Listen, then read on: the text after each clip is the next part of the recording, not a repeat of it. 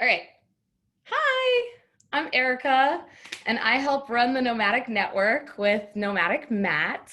Um, for everyone on the call right now, can you just type into the chat like where you're calling in from and what number Nomadic Network event this is for you? We've done, I want to say it's something between 50 and 55 so far since quarantine.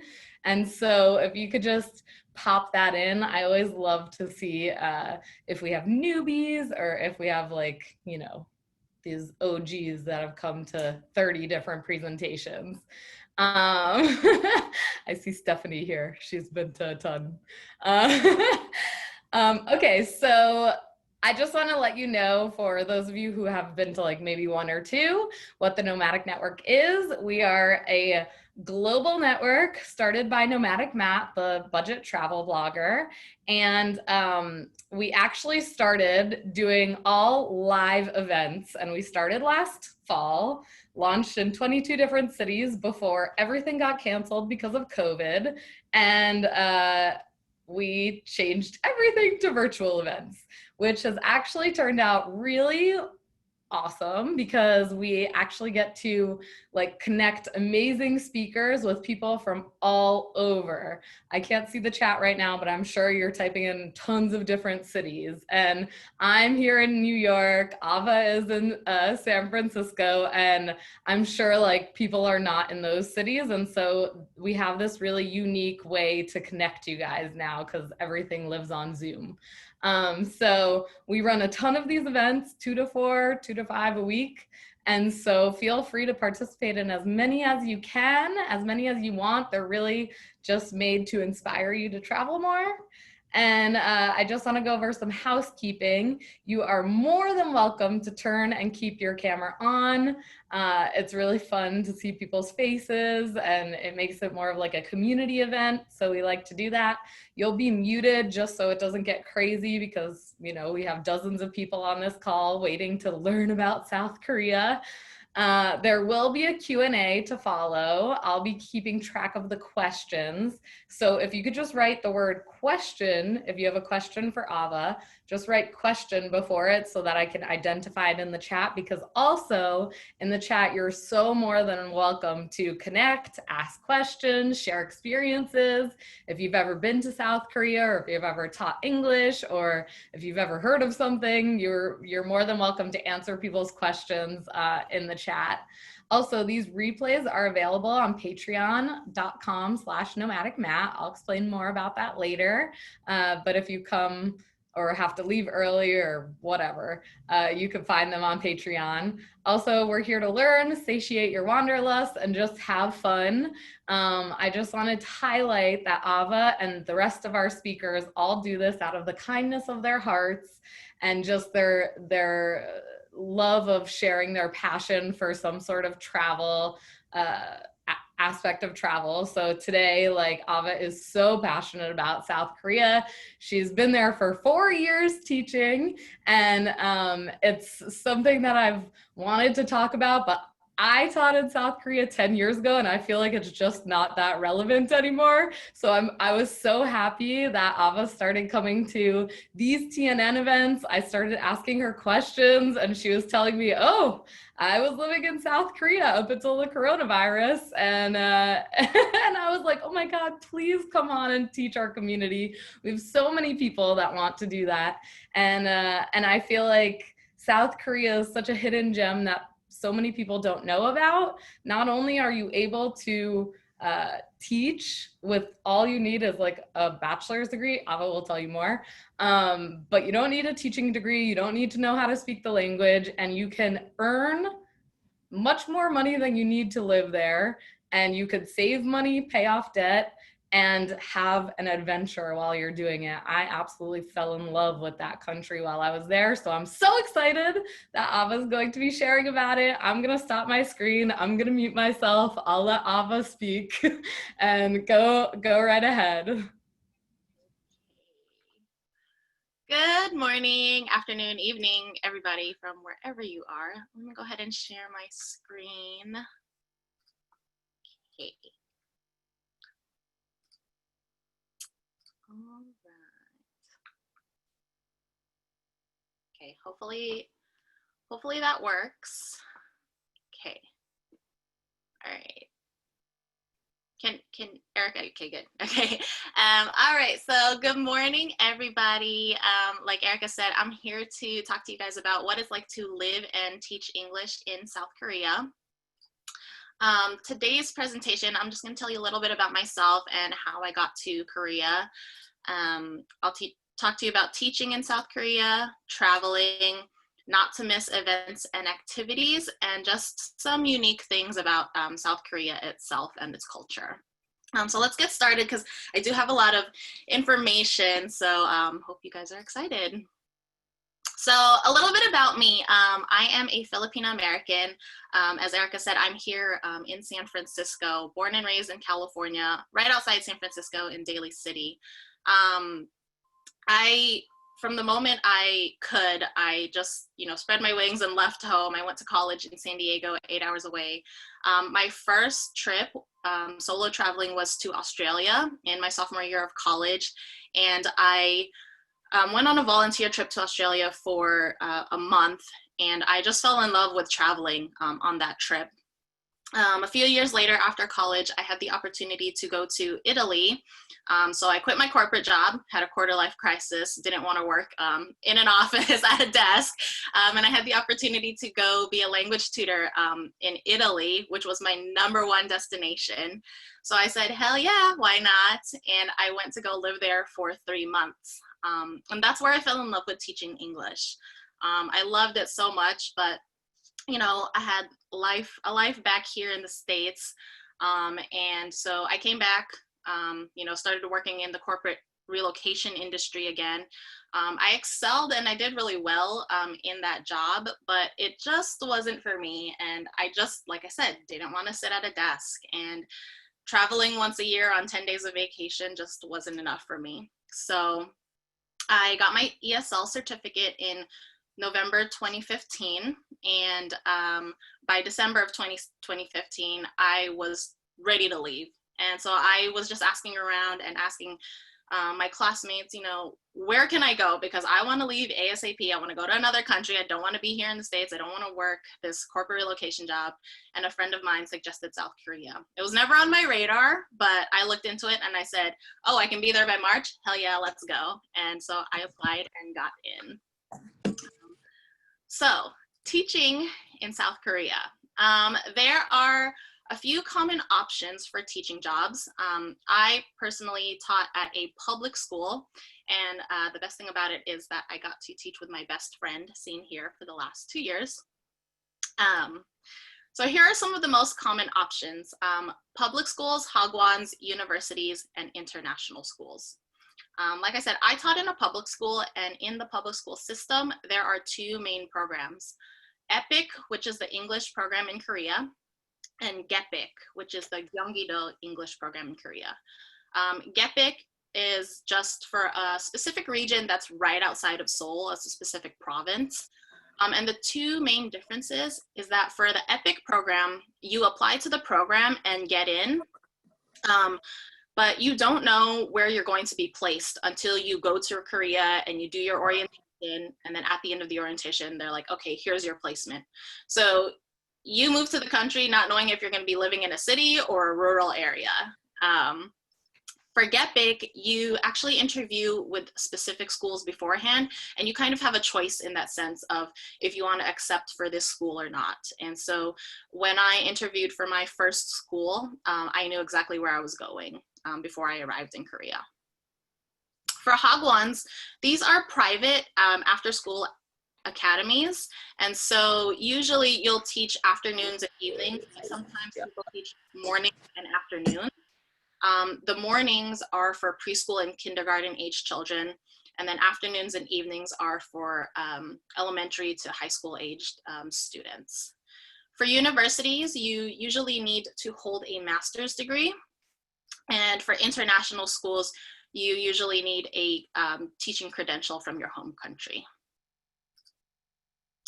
So for the basic requirements, just keep in mind that everything I'm talking to you about teaching is coming from the aspect of a public school teacher. These things may vary, you know, for Hagwons, universities, and international schools, but I'm just speaking from my experience, my firsthand experience. So first of all, you need to be a citizen of one of the 7 native English-speaking countries, which is the US, UK, Canada, Ireland, New Zealand, and South Africa.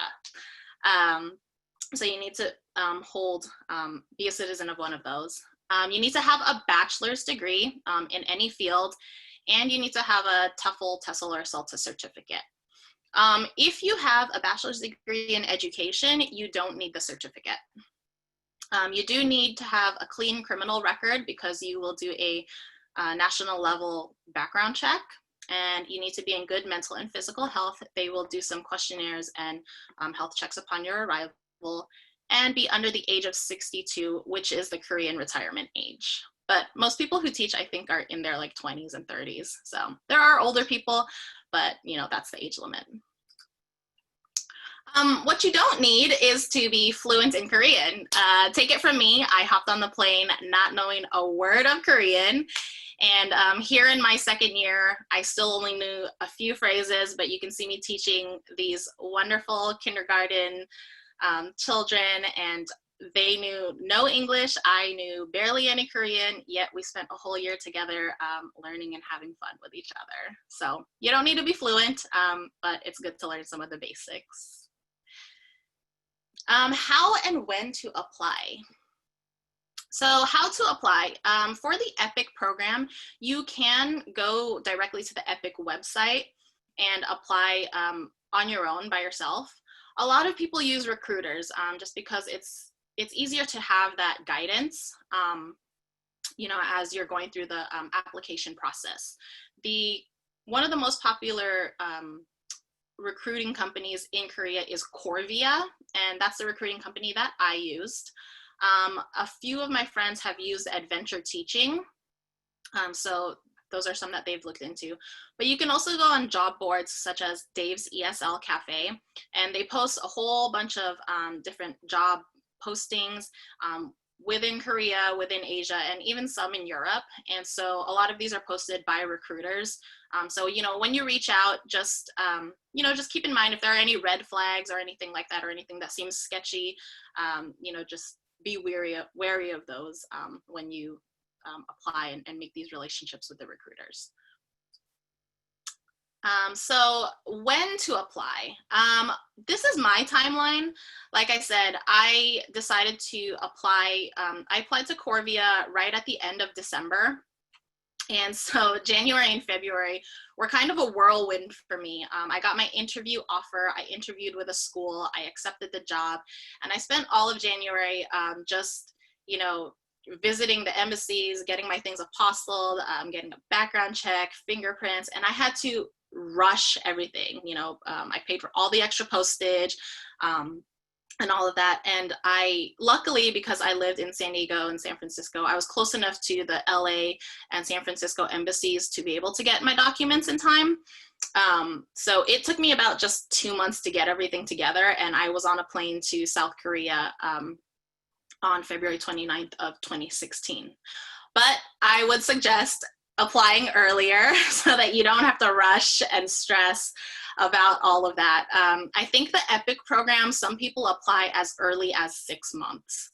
So, you know, just keep that in mind. I did it in a rush, but you should allow yourself more time to do that if you take this route. So here are just some things that you can expect as a public school teacher. If you're coming from a place like San Francisco, like me, where there are no seasons, South Korea has 4 of them. So, you know, spring and fall are only about 3 weeks each, and then you have an extended winter and extended summer. So, you know, keep that in mind as well. But some of the benefits, you get a furnished apartment, 26 vacation days. When I started in my first year, it was only 20. You get 11 sick days, severance pay for each yearly contract that you complete. You get a move-in bonus, flight allocation, to and from your home country, that's specific for public schools. I think if you work at a hagwon, you know, depending on your hagwon, you can fly in and out of another country. They'll allow you to do that. You get a renewal bonus if you sign on with the same school. So each year that I renewed with my my second school, I got a bonus. And then you get health insurance and pension. For health insurance and pension, your school pays half of that. So the pension in South Korea, I believe it's 9%. Everyone is required to pay 9% of their income. Your school pays 4.5%. So that's basically free money from your school, you know, because when you leave as a US, for me as a US citizen, I was able to take all of that money from my pension and, you know, bring it here with me to the States. So that all that money was mine. There are some countries that don't have the agreement with South Korea for the pension. I think like South Africa doesn't have it, so my South African friends never had to pay into that. And then there are countries like New Zealand where my friends, they had to pay into it, and they were there for 10 years, but when they left, they could not take that money. So it's just sitting there for them. But as, you know, a US citizen and maybe even Canada, I think you can take that money when you leave. Another perk or benefit for US citizens is that you don't have to pay Korean taxes for 2 years. So you just fill out this form with the IRS before you leave, and you give it to your school, and come tax time, you know, all the taxes that you've paid, they will refund it to you, or throughout the year they won't they won't deduct any tax from your paycheck. So that is specific to US citizens working in a public school, not for hagwons, I don't think, because the public schools are a government entity. So I know you're wondering about, you know, how much you get paid and what the salary is. For EPIC, the pay scale is about 1.8 to 2.7 million won, and for GEPIC, it's 2 million to 2.5 million won. You can see the US dollar figures here. And, you know, after the fact, after I paid for my utilities, groceries, and phone bill, because really that's the only things that I had to pay for in Korea, and my transport card, you know, I had money left over. The last 2 years, I actually was living off of 250 to 350 US dollars per month. That's because I was putting like $1,000 or more towards my student loan debt, student loan and credit card debt. And I became debt-free last December. So that was a goal of mine, to leave Korea debt-free. And I hit that goal. And, you know, I did it, like I said, while living off of 200 to 350 US dollars. It may not seem like a lot of money. And it might seem like you're going to have to say no to a lot of things. But, you know, for me, it was really about saying yes to what was important. And for me, that was paying off my debt, and that was saving for traveling. I did all of that while still being able to travel home for 2 of my best friends' weddings. I was still traveling all around Asia. And you guys can hear all about it in my podcast interview with Yokero Dinoro podcast. So yeah, I talk all about that and what my strategies were and how I did that. For the school culture, in public schools, or I guess in hagwons too, you will eat school lunch. You can see us here eating school lunch with one of our students. We usually sat with the teachers, but that day our student came to sit with us. So it's a very common thing to do in the Korean culture. You'll also attend some hueshiks, and hueshik is just basically getting dinner, and it's like a gathering and getting dinner and drinks with your colleagues. It's a very big part of the Korean work culture, in the corporate culture and school and everything. So, you know, it depends. Our school only did it like once or twice a year. There are schools that do it more often. Every month you also pay into a school community fund. I'm not sure what the specific name for it is, but it's maybe like 20,000 to 30,000 won, so maybe like $20 at the most. And you pay into this fund, and all of that money goes towards things like snacks in the teacher's room, the hueshiks, any teacher events or outings. And at the end of the year, if there is money left over from this pool, then people, you know, you do get refunds. Another thing to expect is desk warming. Yeah, basically you come to school, you sit at your desk, and you desk warm. This is for during like summer and winter vacations when school is not in session. Even though there are no students and no other teachers at school, as a foreign teacher, unfortunately, we're required to be there. And if we're not using our vacation days. So, I mean, what can you do in an 8-hour day if there's no classes? Well, you can lesson plan, but there's only so much you can lesson plan. So a lot of us found ourselves working on personal projects or, you know, to be honest, Netflix binging on some days. So just know that that's a thing and that's something that you will have to do. There's also a culture of there being last minute notices and schedule changes. As the foreign teacher, you are left out of a lot of the decision-making processes. Things get decided and you just get told about it. Oftentimes it's very last minute. You know, you can often see this when classes are canceled and you don't know about it beforehand and you show up to your class and nobody is there. So it's very frustrating at first, but then you kind of just, as you are there for longer, you kind of just get used to it and, you know, come to accept it. So what does a typical day look like? Normally teaching hours, you have an 8-hour day as a public school teacher. And even though you work 40 hours a week, which includes your lunch hour every day, your maximum teaching hours are 22 hours. If you teach more classes than that, you get paid overtime. As elementary students, the class periods are 40 minutes. And usually you have like morning classes and after school classes. Morning classes are when you teach 3rd through 6th graders and you teach the government English curriculum. Usually you'll teach this with a co-teacher. And then after lunch, you know, your after school classes, you can teach as young as 1st and 2nd grade as well. And normally these are taught on your own and you either develop the curriculum yourself or just use some different textbooks. Another part of being an English teacher in Korea, a public school English teacher, is that you have to teach, it's in your contract that you must teach English camp. During summer and winter vacations, schools have math camp, science camp, English camp, music camp, all the camps. And for us as English teachers, it's 20 hours a week for 2 weeks normally. And it's just a fun way to teach the students English. It's usually themed and you know, you can focus on things like arts and crafts or games, and it's really just a way for students to learn things in an informal way. So some of the themes that I've done before are sports camp, survivor camp, Harry Potter camp. Here you can see students doing an escape room activity that I came up with. You know, for our sports camp, we had water fights and water games. So you can see me and Ariel here just, you know, having a water fight with our students. And then one year we did Party in the USA and taught students about different US states. And, you know, they learned a little bit of hula dancing. So it's just a lot of fun for the students. And honestly, for me as a teacher, it was really fun too.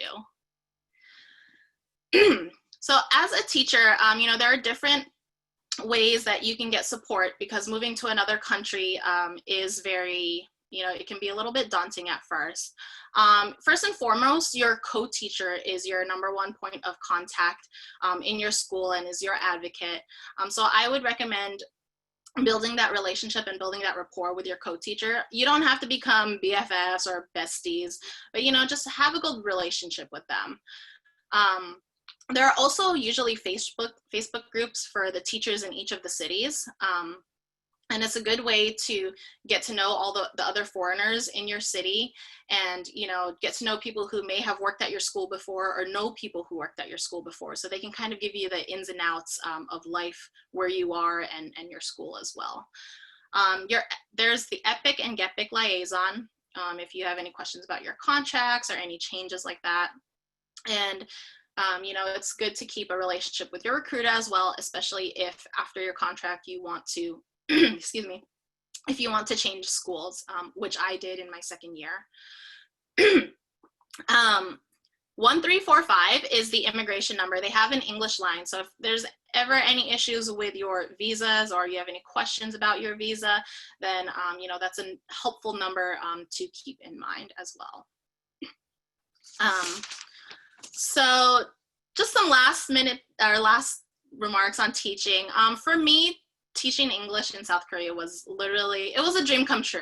You know, for me, it combined my passion for teaching and my desire to work with youth, all while being able to travel.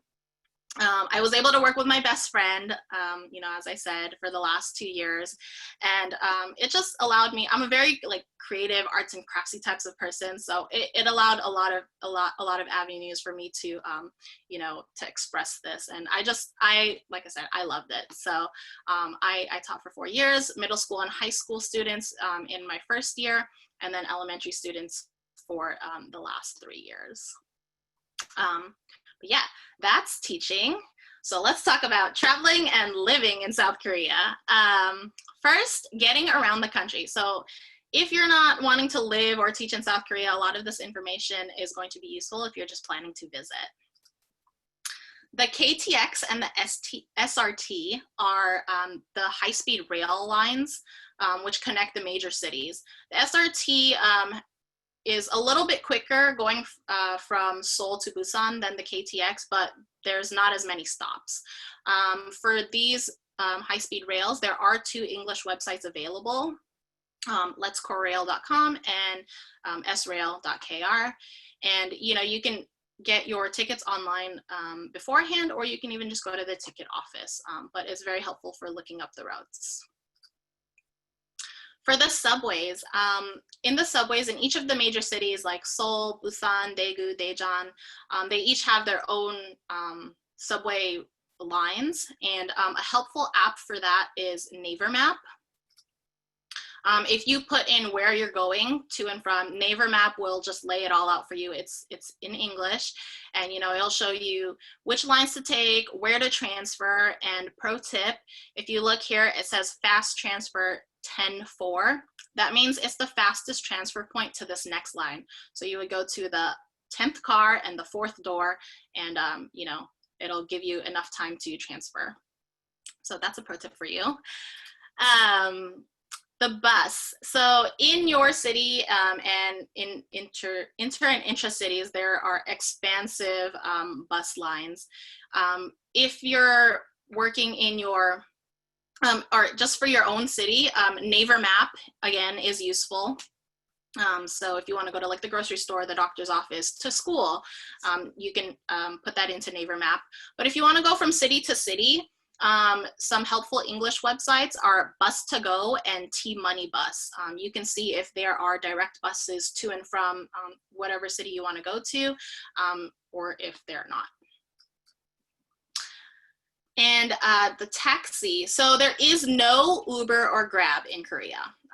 You know, just as, you know, as you can see, like I suggested Naver Map because Google Map doesn't really work there. So Korea likes to have their own system for things, and so they don't allow Uber or Grab. So a helpful app for the taxi, if you want to call it beforehand, is called Kakao T or Kakao Taxi. And if you are taking the subway or the bus, you can even use it for the taxi or to pay for things at the convenience store. You should get a T-Money card, or there's a Cash B card, but if you just say T-Money, they'll know what you're talking about. You can buy it at the airport upon arrival or at a convenience store, and you just top up as you go at whatever subway station or convenience stores. And it's really helpful, and it's really useful. And here are also some English helplines. 120 is for Seoul information. It's the Seoul Metropolitan Government information. So you can call them for any information about Seoul. And then 1330 is the Korea Tourism Helpline. You can get any information about anything related to tourism all over Korea. Okay, so if you want to travel within Korea, but either you're short on time or you're late, you can look up these travel companies. Some of the ones that I've used are Wink, Go Travel, Good Times Rock, and Tracy. And so basically these companies, they are geared towards foreigners. Everything's in English. The guides speak fluent English, and basically they just put on day or weekend trips, and everything is planned out for you. You just pay for the trip, you go on it, and you hop on a bus and you just follow the tour leader for the whole weekend. So I did many trips with these companies. And also Tracy, if you go on their website, they do have discounted tickets for attractions all over South Korea as well. The best way to look up these companies is just to go to their Facebook pages, and they have all of their events updated there. Okay, so let's move on to not to miss events and activities in South Korea. The first thing is festivals. So in Korea, there are festivals all year round. There's at least 1 or 2 every month, and they're all over South Korea, and it's festivals for anything from like a lantern festival, ceramics festival. Yeah, so there's a ton. There's like ice fishing, ice sculptures in the winter. But here are 3 of my favorites that I went to. The first one is the Jinhae Cherry Blossom Festival, and that happens in springtime. A lot of people go to Japan for cherry blossoms, but South Korea also has their cherry blossom game is, up to par. So if you're ever in South Korea for that time, just definitely check it out. Every summer there's the Boryong Mud Festival, and I believe it's one of the biggest festivals in Asia. It happens every July, and there are a ton of activities. You can do, mud wrestling, mud fighting, run a 5K in the mud flats. You can see me here during one of those, and just play in the mud with your friends. And on the weekends there are also huge concerts on the beach. I'm talking like thousands of people that come out for this festival and for the concerts. The first year that I went, I think Psy was there at the concert, so that was pretty cool. And the last one is the Jindo Sea Parting Festival. A couple of times a year in Jindo, the sea levels get so low that they call it the Miracle of Moses, because the sea basically parts, and people are able to walk from Jindo to an island nearby, walking on the seafloor. And you get to do it with a ton of people, and you get to do it wearing the sexiest thigh-high boots that you could ever wear, So that was pretty fun for me too. So hiking. The hiking culture in Korea is huge. I mean, everybody hikes. Everybody from children to ajishis and ajumas. Ajishis and ajumas are older men and older women. Literally, there would be women and men in their 50s, 60s, maybe even 70s that were blazing on the mountains, passing me up in better shape than I ever am. So a little Korean lesson for you here. San means mountain in Korean. So here are some of the popular mountains to hike. You have Daejeon-san, which is popular for its cloud bridge that you can see here in these 2 pictures. The view from the top is amazing. You have Sorak-san, which is popular for the dinosaur ridge. People wake up and start hiking at 3 a.m. to get to the top of Dinosaur Ridge. And you have Halasan, which is on Jeju Island. It's a volcano. Jirisan is the tallest mainland mountain, and it's only second to Halasan. And Naejangsan is one of the more popular areas for autumn leaves, the autumn colors that you can see here. And like I said, you even see children hiking on the trails. And so I actually ran into 2 of my students when I was hiking Sorak-san on a much easier path than the Dinosaur Ridge. Cafes. So Koreans are very obsessed with coffee culture, very obsessed. If you're in the city, you can't even go half a block without seeing a cafe. And you'll probably see 2 of the same cafes, on the same block. It's not uncommon. There are a ton of themed cafes, anything from Instagram-worthy cafes, dessert cafes, animal cafes, game cafes, whatever is your desire. I'm sure you can find a cafe for it. Here are some examples. This is Ariel at a VR cafe. You know, when my nephew came to visit, we went to Harry Potter cafe. There's a dessert cafe where they had all purple desserts. Dog cafes was my favorite. There's a healing cafe. Basically, you just sit in these like massage chairs for half an hour, and then you get to, you know, drink your coffee after you're feeling so relaxed. And you know, there's even really strange and weird cafes like the Penis Cafe or a Poop Cafe. So yeah, I went to the Penis Cafe and we drank out of, you know, these cups that are very suggestive. Because these are one of the more safer pictures that I have. You know, hit me up after if you want more suggestive pictures. But yeah, there are a ton of cafes all over Korea. Another thing that you shouldn't miss, and it's a great way to learn about the culture, is the DMZ tour. In this picture, I am standing on the South Korea, and behind me, that gray building is on the North Korea side. So the DMZ tour, you have to sign up with a tour company. It's all very strict and legit.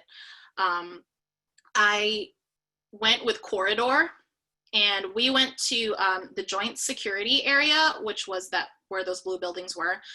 We went to Dorasan Station, and Dorasan Station is the station before Pyongyang. It's not the last station in South Korea, but it's the first station to North Korea, is how they refer it to. We also went into the 3rd infiltration tunnel, where we couldn't really take pictures, but, you know, we got to walk through the same path that, you know, some of these soldiers did. And, you know, it's just a great way to learn about the history of between the two sides, and also to hear the stories about South Koreans and North Koreans who hope for a better future and who hope for reunification in their lifetime. Wink Travels, they do a different kind of tour than normal. They go to 2 different areas, in Imjingak and Cheorwon. And the reason that it's so unique is that they do this tour with a North Korean defector. So you can get some firsthand, hear some firsthand stories from somebody who actually used to live on the other side of the border. So I think that's pretty cool. Another unique thing, so some unique things about Korea. I could spend a whole hour talking about food itself, but I won't. I wrote about it on my blog, so check it out. But somek, we all know soju, we all know beer, but have you tried it together? If you haven't, you definitely should. If you don't like the harshness of the soju or the bitterness of the beer, you know, marry that together and you are good. It was one of my favorite drinks before I left. So yeah, it's especially really good when you eat fried chicken. So that's a pro tip for you. Another unique thing about South Korea is the couple culture. The couple culture in South Korea is very grand and over the top and sometimes very in your face. It's one of the things that I hate to love about Korea. Everything's just so cute there. And so yeah, couple culture just, you know, comes into that. A very big thing in couple culture is couple matching. So you can see here, me and my boyfriend, we only ever went so far as to semi-match. He's on this call here, so shout out to you, Darren. So couple matching, we only did semi-matching, but you know, me and my best friends, we stepped it up and we did triple matching. So, you know, you know, Koreans don't know about that. We got on our couple matching game and stepped it up, leveled it up from head to toe. But literally, you will see Korean couples matching from head to toe, wearing the same pieces of clothing, same shoes, same everything. So, yeah. Another thing is couple holidays. Halloween is not a couple holiday in Korea, but it is a big holiday that's celebrated. And since it's kind of a couple holiday in America, and my boyfriend and I are South Americans, you know, we dressed up for Halloween together. And by the way, I made those costumes. Another couple holiday is Christmas.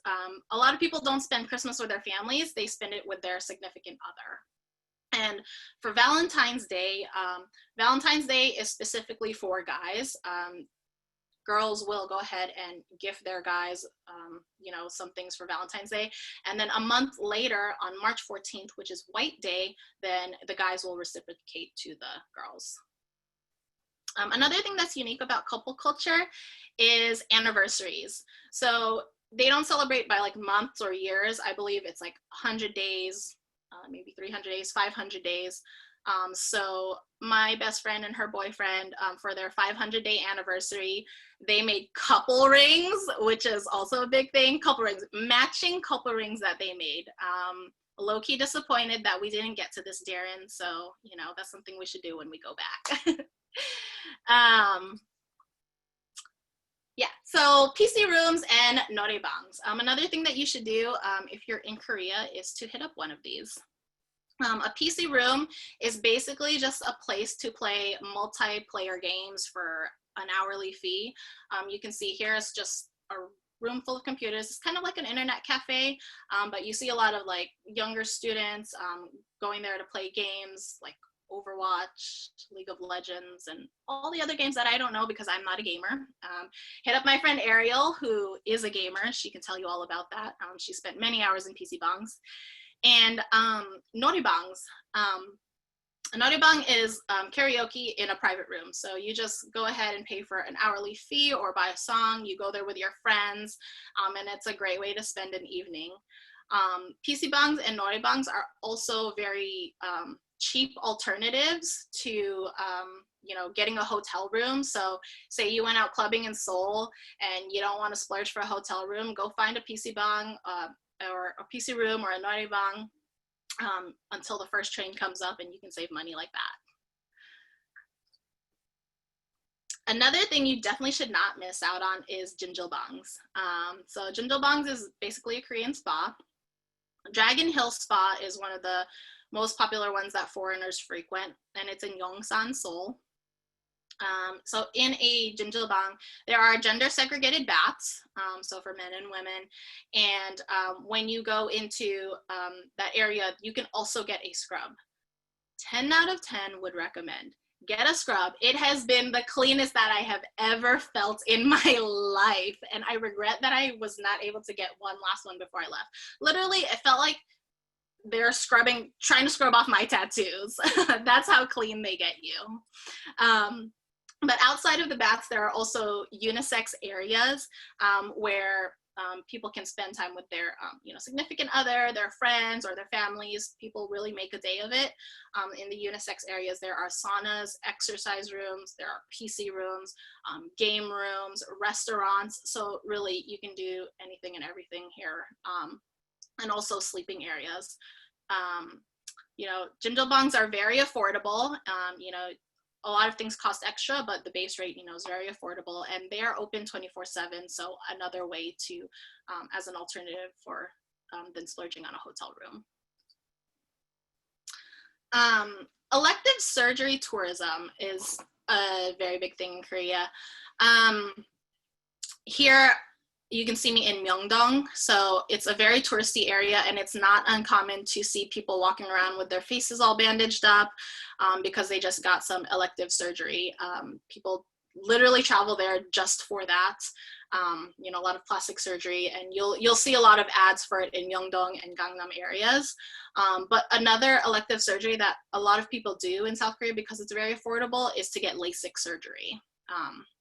I didn't do that because I rather have traveled, but yeah, if there was one surgery that I would get, it would be that.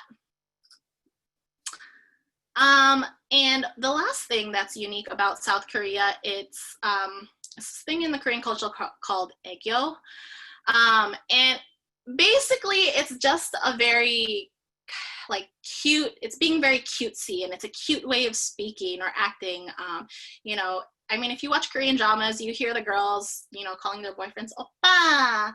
And so it's kind of like that. You'll hear people talking in this very cutesy young voice. You'll hear adults doing it. And some people might think it's weird, but it's very big in the Korean culture. In the Korean language, sometimes there's not a lot of intonation. So, saying hello to someone, you might just say 안녕하세요. And it's perfectly fine. You're not being rude or anything. But if you're talking in Egyo, you might be like, 안녕하세요. So you kind of drag out the syllables, your voice gets high pitched, and like I said, it's not uncommon to hear grown people speaking like that. And just some last things about being a foreigner in South Korea. So being a foreigner, the foreigner community is very large due to the amount of English teachers there and the amount of American military bases. It's not that hard to find a community of foreigners, you know, if that's what you want to do. And when it comes to safety, Korea has been one of the countries that I've felt the most safe in. Of course, practice, you know, general precautions, but, you know, if you're at a cafe and doing some work, you leave your laptop and your bag and everything to go to the restroom to get another drink, you'll come back and everything will be right where it is, you know. That's not to say that I have heard stories of women or other foreigners getting attacked, raped, sexually assaulted. So, you know, just be cautious. But overall, in general, it's a pretty safe country. Racism and discrimination. Yes, it does exist in South Korea. You know, there are very blatant things like people, you know, donning blackface, and they don't see anything wrong with that. Students in class have either laughed at pictures of darker skinned people or even went as far as to call them gorillas, you know, and as teachers, we use those as teaching moments to educate the students. Discrimination is also a thing. As an Asian, I luckily didn't really experience this, but as an Asian, there's this stigma attached that you're not as good as somebody who's lighter skinned to teach English. So schools may pass you up solely for the fact that you're not blonde hair, blue-eyed, or lighter skinned, or as some of my friends had said, they got questioned by a lot of the parents at their hagwon if they were actually eligible to teach English to their kids. So just be aware of those things when you go to Korea. Another thing about being a foreigner in South Korea is that people will probably want to take pictures with you, you know, especially if you stand out. Here you can see this family just like asked my boyfriend and I, like, oh, like, can you take pictures with our kids? They'll literally just like force their kids to you and take pictures with you. Or even weirder, they might want to take pictures of you. So don't worry, you can say no. It's kind of weird, and sometimes, you know, like, it's unnerving, but other times you'll just laugh it off. And the last thing is that you will likely get approached by a cult if you're a foreigner in Korea. If you hear the words, "Do you know God the Mother? Run far, run wide, don't engage." Okay?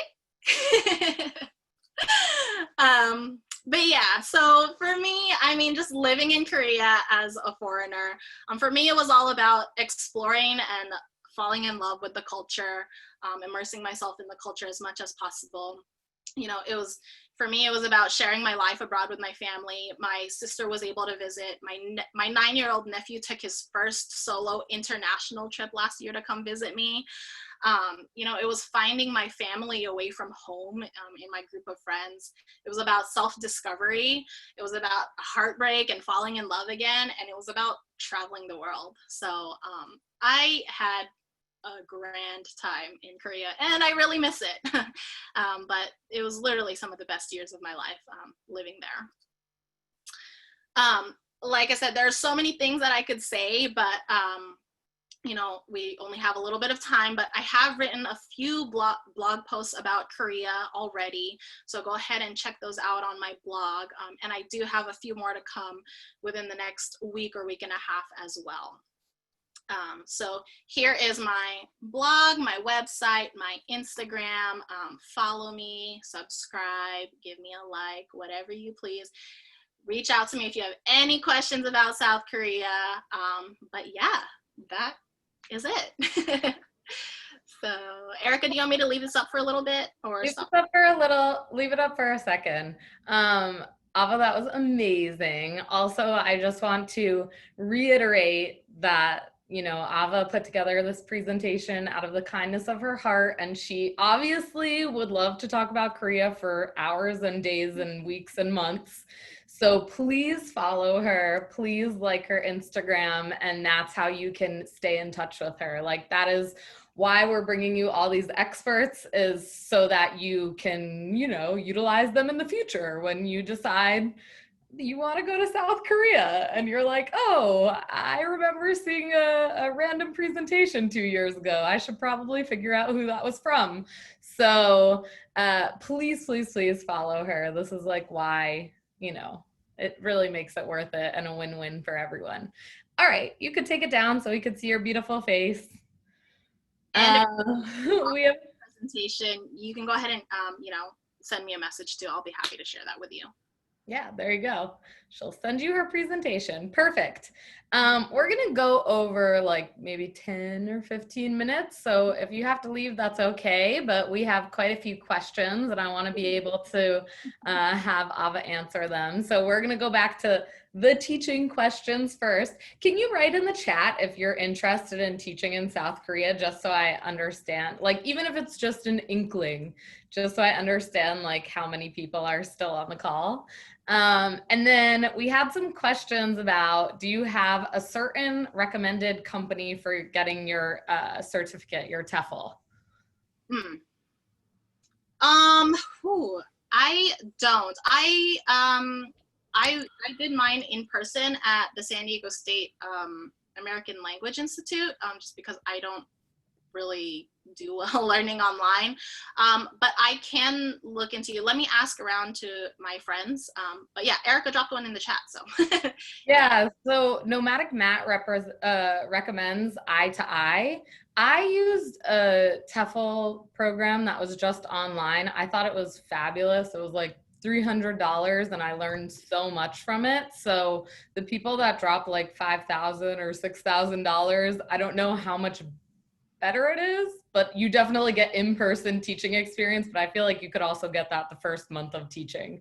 So I would take that into consideration. If you have like extra money, go ahead. But if you're trying to do this on a budget, look for like the $300, $400, $500 range online ones, and that should be good enough.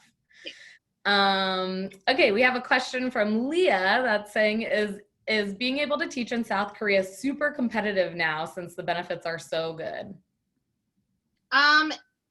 Yes and no. I mean, I know there are people who, you know, have all of the requirements and, you know, even experience and haven't gotten accepted into the EPIC program. But, you know, teaching in South Korea is, for most people, it's a very temporary thing. So people are only there a year, 2 or 3. So there is a lot of turnover. I think, you know, just because of coronavirus, I know my friends have said that some of the things have changed, and they may or may not be accepting people from out of the country for the upcoming school year. So other than that, you know, I don't think it's super competitive. Okay, that's great. I know when I was there 10 years ago, it wasn't that competitive. You could pretty much get a job if you wanted a job. And they even told you, like, while you were interviewing for a job, you're sort of interviewing the school as much as they're interviewing you. Very true. Very true. Okay, still works. Doug is asking, do you get many older people teaching English in Korea as, you know, like near 50s? How often did you see that? It's definitely not as often, but the friends that I referred to, you know, my New Zealand friends, they were a couple that were in their 50s. So they were there and they were teaching there for 10 years. And there were a couple of other older people, like 40s, 50s, that were teaching in the first town that I was in as well. So it's not as common, but it's not impossible either. Yeah. Cool. And then Danielle's wondering, how do you learn to make effective lesson plans? Is that covered in your ESL training? It is covered in your ESL training, but also, like I said, you know, just reaching out to the other teachers that are in your town, you know, get a little bit of help from them. But there are also some websites I totally forgot off the top of my head, but there are websites where that English teachers, the English teachers in Korea, they basically upload all of their lessons there, and so you can kind of see what other teachers have done before. You literally can just pull a presentation for the same exact lesson because everybody around the country is teaching from the same textbook. Yeah, so wayguk.org. And Corshare, thank you, Ariel. Best friend coming through.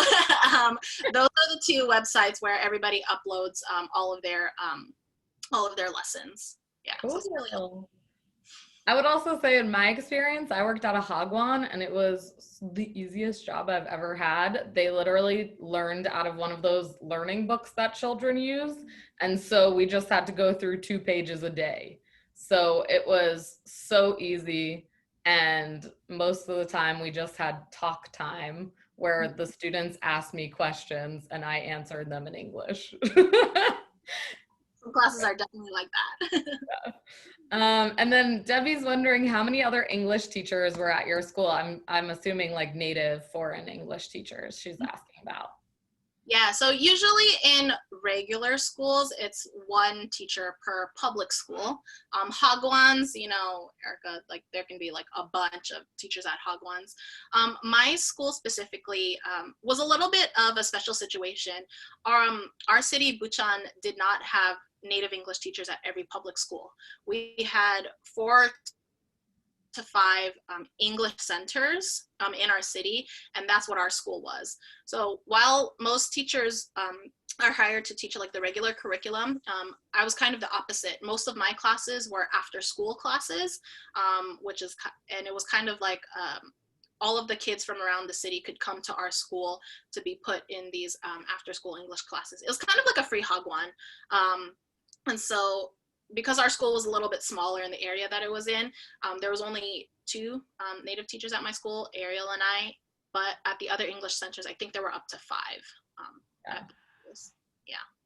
This is why I say like you're sort of interviewing the school because there are so many different, you want to know like, are there other English teachers? Did they like working there? What is the setup like? I know I had 2 friends that were a couple that lived in a crazy luxury like community. It was a bunch of different apartments and their apartment complex offered English classes for anyone.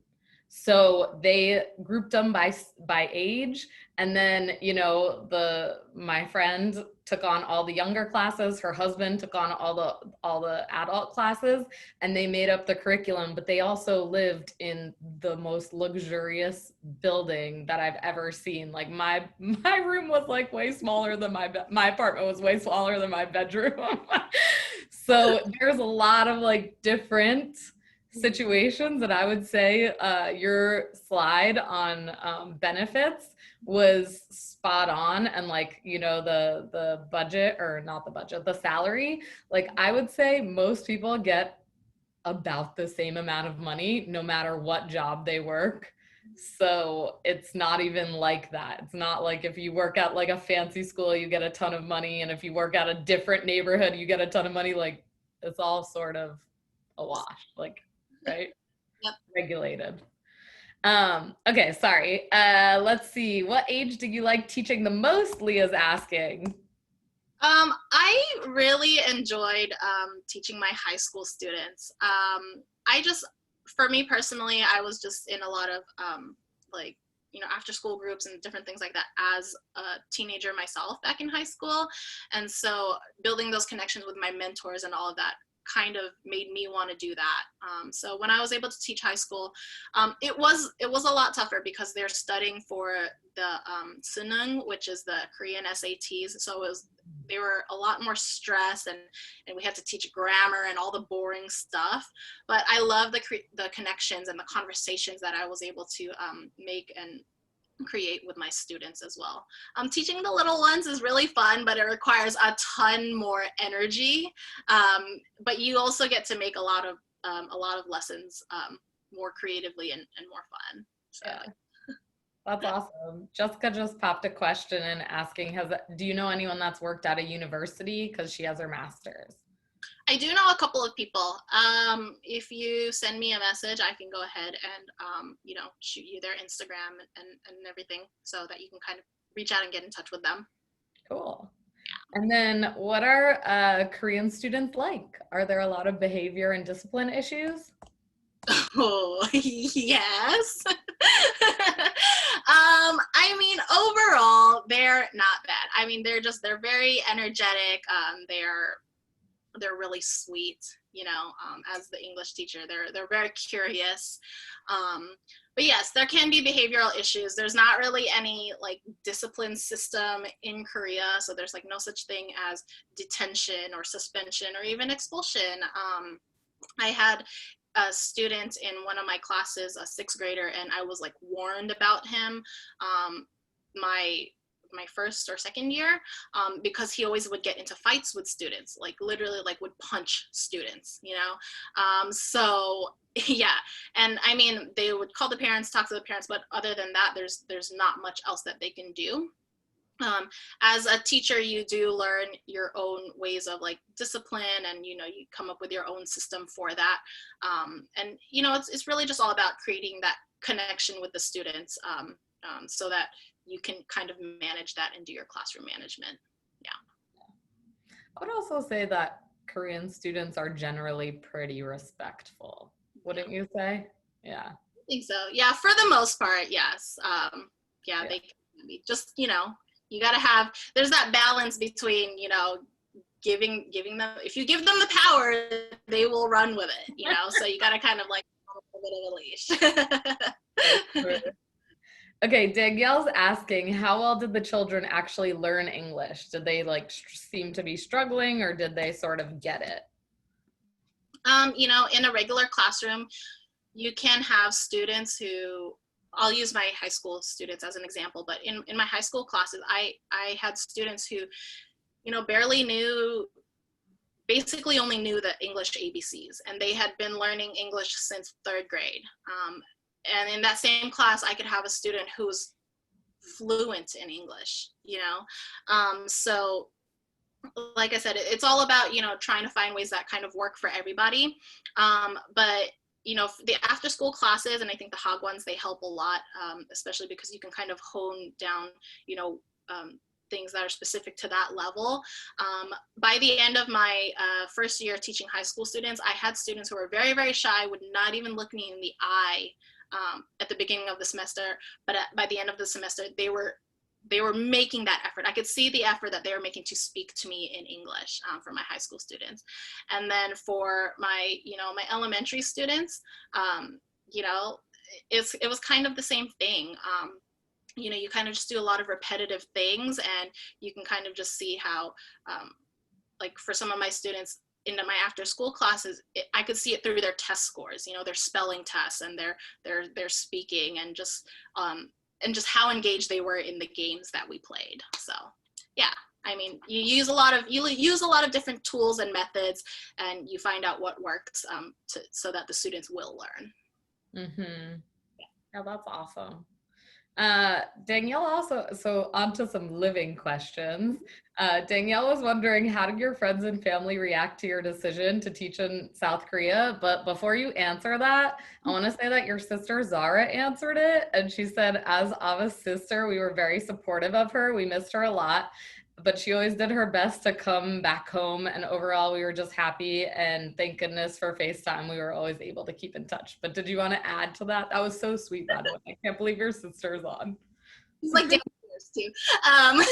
No, yeah, my parents, I mean, I did get the occasional like, oh, like it's so close to North Korea, which is like the biggest thing. Like I just gave the biggest eye roll to people who said that to me. But yeah, in general, my family was very supportive. They early on, they kind of accepted that I'm always going to do my own thing. So they kind of, you know, just support me on whatever choices that I make. Yeah, that's awesome. Zoe is wondering, you mentioned that Google Maps doesn't work well. Do other Google-based tools not work in Korea? They do. So I actually used Google Drive for a lot of my lessons. I kept all my lessons in Google Drive. It's a great way to share and create lessons and do all of that. Gmail doesn't work on like Korean public school computers, but most of the other like Google tools worked. And I think Google Maps is stepping up their game in South Korea, but I just preferred to use Neighbor Map because it was the South Korean like app. Cool. We have a question from Jessica who's asking, was it safe to hike alone in South Korea? Yeah, I believe so. I don't think I ever saw people hiking alone often, but that's just because Korea is a very like community-based culture. So people would do it as a way to spend time with their loved ones or with their friends. Yeah, so true. I've definitely never hiked alone in Korea, but not because it wasn't safe, just because people are always there. Yeah. Connor is asking, what do you recommend for overcoming culture shock in South Korea as someone who's coming from North America? Just I didn't do a lot of this, but just doing a bit of research on South Korea before you go. Just keeping some of the things in mind that I told you guys about here, but also, finding other people, other foreigners in your town, in your city. Finding hobbies that you love. In my last year, I found a Tahitian dancing company, and so I was able to get back into dancing, which I loved. But I think finding people who you can like relate with, who are in the same situation, other foreigners, really helps to overcome that culture shock, because you can talk to them, you can vent, you can rant, and then you can kind of go through it together. Totally agree. I also think so. My cousin from Ireland taught English like 25 years ago in South Korea. And he told me before I went there, he said, learn the alphabet. And I was like, okay. And I didn't until like 6 months in. And I took this like free Korean learning class for foreigners specifically, learn the alphabet. And it was like the whole street opened up to me. Yeah. I didn't realize how many like Korean characters actually say English words. So it's like hamburger, and you're like, oh my God, they sell hamburgers.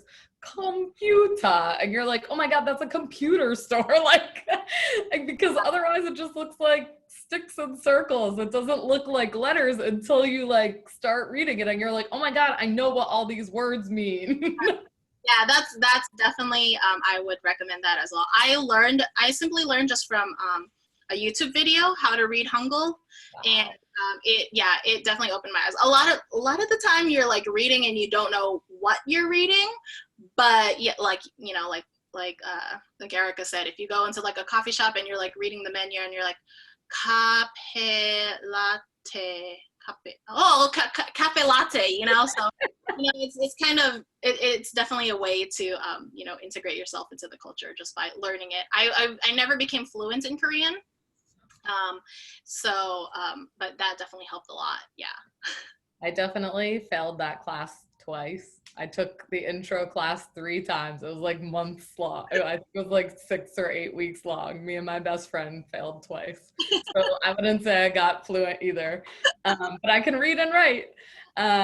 And then, yeah, Doug was asking how quickly you pick up the language. Okay, Danny is asking, did you find it easy to plan trips longer than a weekend to surrounding countries if you're required to work during the summer and winter breaks? Sorry, one more time. I just read. Sorry. I know you have some like props from your boyfriend, I see, distracting you. Did you find it easy to plan trips longer than a weekend to surrounding countries if you're required to work during summer and winter breaks? Yeah, it was pretty easy. There are other Korean holidays, like Chuseok is the Korean Thanksgiving, and usually you'll get about 5 days for that because of the weekend. One of the years we had Super Chuseok, so we basically the whole country got like the whole week off because there were a few holidays that fell within the same range of each other. But when you take your vacation days, so like I said, you get 26 vacation days, and so I went on vacation for like 2-3 weeks at a time when during summer and winter vacations. Yeah, that's pretty cool. I will say for Hagwons, we got 5 vacation days and we were discouraged from using any of them. So I got paid out for 4 of them when I left. but I never traveled anywhere outside of Korea. Korea itself is a really cool place to explore. And so I actually went in 14 months to the airport twice. Wow. So it was like a great way to save money, I would say. And also a great way to, I always said it's a great way to still be in love with Korea, because the worst thing you could do during a Korean winter is go to Thailand for 5 days.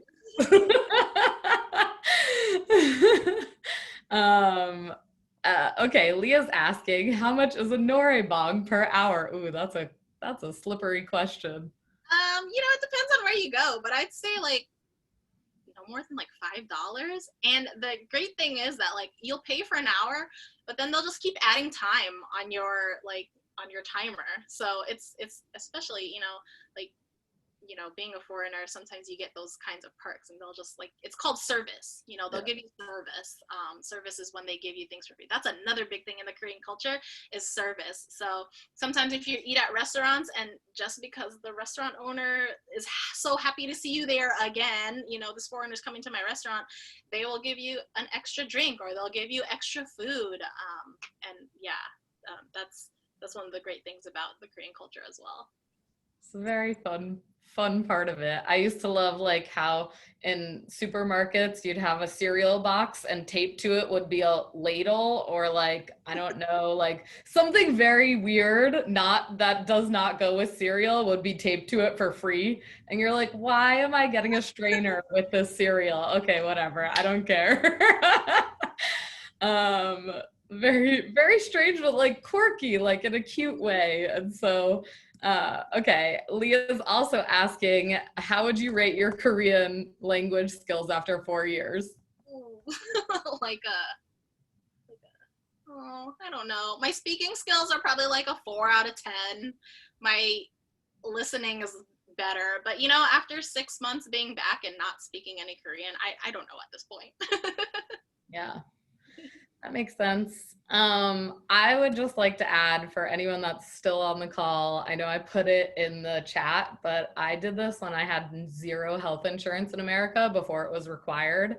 And I was traveling to an undisclosed location in Africa and parts of the Caribbean. So I literally went with I think I paid like $45 a month to have healthcare.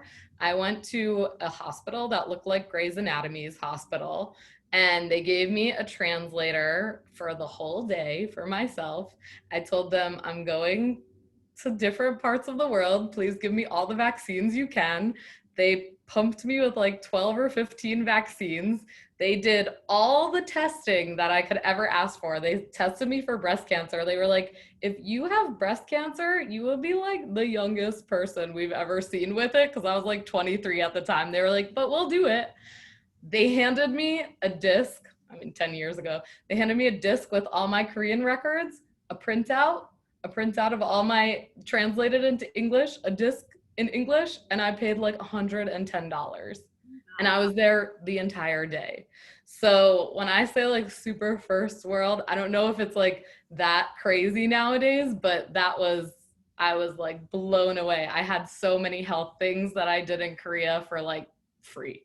Yeah. So it is a great place to go if you have some stuff to do. You want to go get LASIK. You want to go buy 35 pairs of glasses. They're so cheap, like so many great things.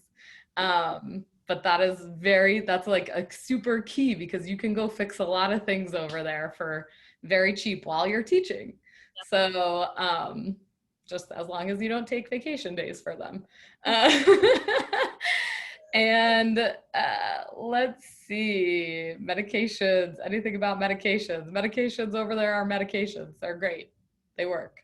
And then let's see, can you repeat for Danielle, what was the name of the website that Korean teachers post lesson plans? It's wayguk.org and CoreShare. Yeah. Amazing. And then Ava, can you just share like what your blog is about and what your Instagram is about? So my blog and my Instagram are all for sharing about my own adventures, of course, because a lot of people, I share my stories with them and they're like, you should like write about this. And so I finally took the time to do that. But my mission with my blog and and on my Instagram is to highlight the voices of BIPOC, as many BIPOC voices in the travel sphere as possible. As a Filipino American, I didn't really see a lot of people, that look like me, that have the same experience as me, traveling or going abroad to teach, just because it's not a huge thing in my own culture. And so I kind of just wanted to create a place and a platform for me to create connections with other people that that look like me, sound like me, and whose voices aren't heard as often in the travel sphere.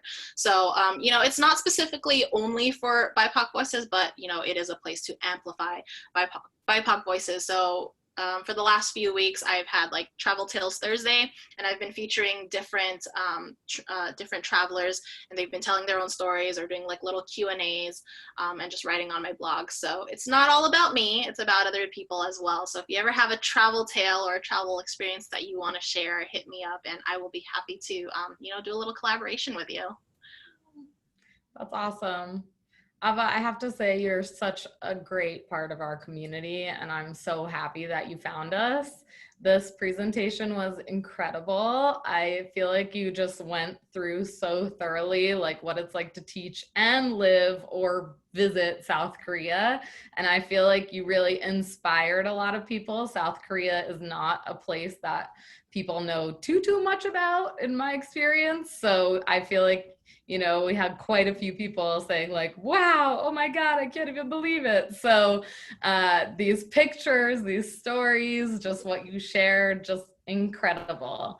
So thank you so much. Also, I just wanted to very, very quickly just close it out with some announcements. I just will do this again. So I know I was looking and it seems like quite a few people are pretty new to this community. So this is where we have all of our events listed. So there's Ava right there in the corner, but tonight we have a California travel happy hour, which is not like this. It's more of like a discussion, so you can share your travel stories with other people in California, but we have some people that have signed up that are not in California, so it could be interesting.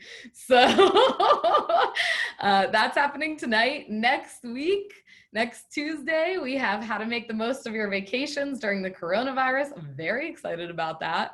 And then we have Corey Lee, who travels the world in a wheelchair, who just published his very first children's book, and he's going to teach us how to do that because I've heard of so many people that want to do that I figured that would be a really useful we're all about teaching, giving resources and all that sort of stuff, not just wanderlust ones, but things that you can make money and have it be travel centered too. So that was really important. So if you can come to those, please do. Also, this is we've hosted, I think, like 55 of these, somewhere around 55 of these. And while they're super fun, and I would love nothing more than to do these all day, our team does work really hard on these, and we work really hard on keeping Nomadic Matt up and running during this time when 0 people are traveling. So we have 2 ways that you can contribute if you'd like to. One is a one-time donation through PayPal. If you can't use the QR code, you can just go on any, thenomadicnetwork.com/events. Any of the invitations have the link. And also you can join our Patreon community, which is a really fun, inclusive community for people that want to donate monthly. And for as little as $3, you can get some really cool perks. If you join our bigger ranges, you could get like, travel con tickets and all sorts of really amazing things. But, for as little as $3, you get some really cool stuff too. So if you're considering that, feel free to ask any questions to me or just go on patreon.com/nomadicmatt, or you can use that QR code. And then last but not least, thank you so much for being a part of our travel community. It is so much fun to have you. Ava, you made my week. I don't know what I would do without this travel community. I know I get to run it, which is fun, but like honestly, it also keeps me so sane. And just, you know, talking to Ava is one thing, but like having a whole community show up and learn and listen and ask these crazy questions.